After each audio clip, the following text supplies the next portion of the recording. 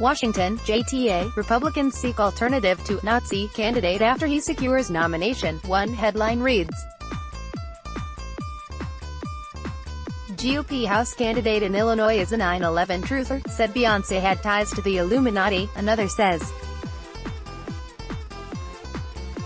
Both headlines would be alarming enough if they weren't about two separate congressional races.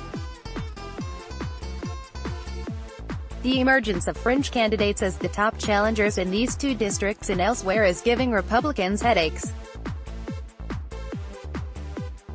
And it is raising questions as to who or what is to blame for the seeming mainstreaming of hate and conspiracy-mongering. Get the Times of Israel's daily edition by email and never miss our top stories. Free sign-up. Is it Donald Trump and his America First populism? An emboldened alt-right. Social media's megaphone effect. In Illinois' 17th congressional district, in the state's northwestern corner, Democratic incumbent Sherry Bustos will face a GOP nominee named Bill Falwell, who believes, according to CNN research posted Friday, that the 9/11 terrorist neo-Nazi leader Arthur Jones speaks in Kentucky, April 2017. YouTube screenshot. In the same state's 3rd district, comprising southwest Chicago and its suburbs, Arthur Jones, a Nazi, not a sobriquet, his preferred affiliation, became the GOP candidate despite being rejected by national Republicans and the state party for denying the Holocaust. Party leaders have also gone out of their way to denounce Paul Nehlen, who is seeking the soon-to-be-vacated seat of House Speaker Paul Ryan in Wisconsin's 1st, and Patrick Little, who is running for the U.S. Senate in California. Nehlen proudly attacks his enemies as Jews and Little as a white supremacist. The GOP's critics are taking notice. Republican anti-Semites on the rise, was the subject line on a recent newsletter distributed by the Jewish Democratic Council of America. What's going on? Here are some answers. Funds are limited when you're fighting for your political life. The 17th, Illinois Republicans declined to run a viable nominee in a district where Trump won by less than a percentage point in 2016, though he gained 16 points over Mitt Romney in 2012. That opened the door for Falwell, a one-time libertarian with a conspiracist streak.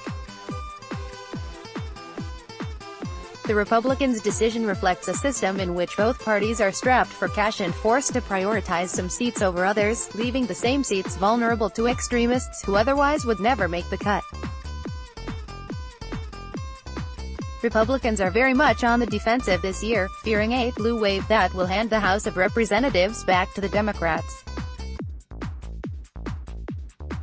It doesn't make sense under those circumstances, party leaders say, for a state or national party to throw away fundraising on unwinnable districts, and if there's no real apparatus within the district to run a credible candidate, anyone can sneak in.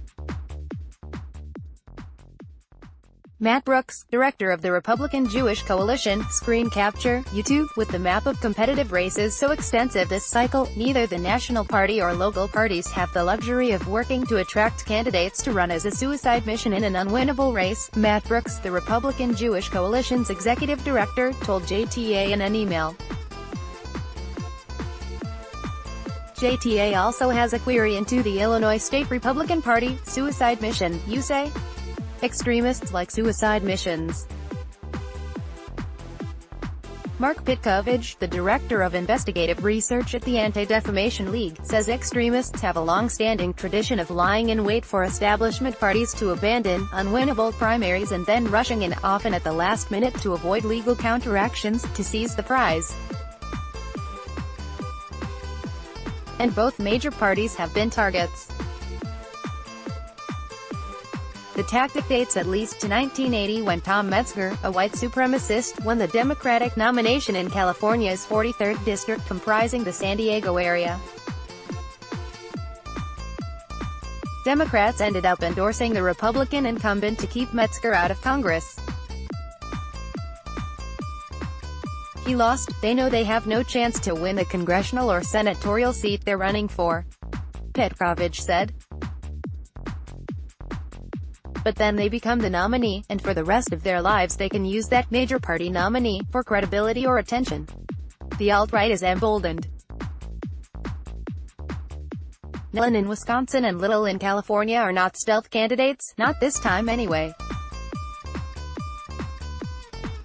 Nellen obscured some of his more toxic views when he first ran against Ryan in 2016. Now the candidates are upfront about their views and affiliations. Little was forcibly removed from the California State Party convention earlier this month, kicking and dragging an Israeli flag. He has opined at length on YouTube about the Jewish problem. Nellen obsesses about Jews in the media. Coming out makes sense at a time when there is at least the appearance of mainstreaming of some of their views. A number of past and current officials in the Trump administration have affiliations with the alt-right, and the president has not wholly repudiated the movement's views. Petrovich said that the resulting media oxygen for the alt-right emboldened some of its figures into believing their ideas can fly in an election. There's been more attention given this year to people like Nellen and Jones, he said.